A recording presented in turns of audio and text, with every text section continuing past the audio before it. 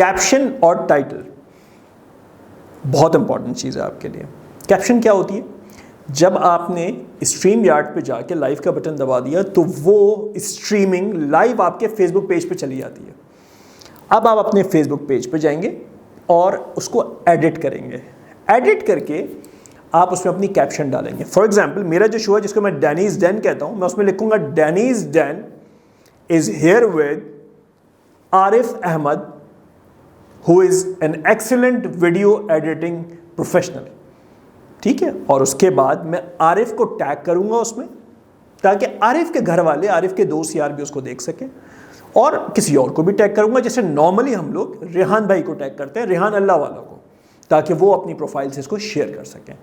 तो ये तो हो गया कैप्शन।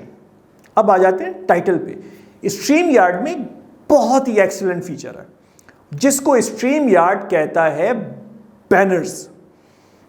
आपने 10 सवालात अपने गेस्ट से पूछने के लिए रखे। जब आप स्ट्रीम यार्ड पे गए, उन 10 सवालों के आपने 10 बैनर बना लिए इस तरह से। ठीक है, अब जैसे ही आप गेस्ट से वो सवाल पूछने जाएंगे, आप एक बैनर पे जाइए और उसको शो कर दीजिए, तो ऑटोमेटिकली वो टाइटल लिखा हुआ आ जाएगा आपकी स्क्रीन पे।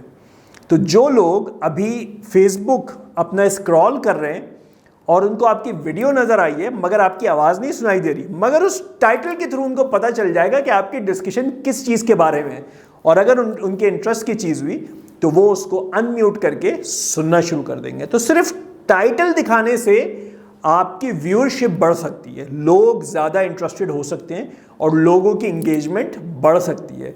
तो ज़रूर सीखिएगा कि कैप्शंस कैसे बनाते हैं और टाइटल्स कैसे ऐड करते हैं।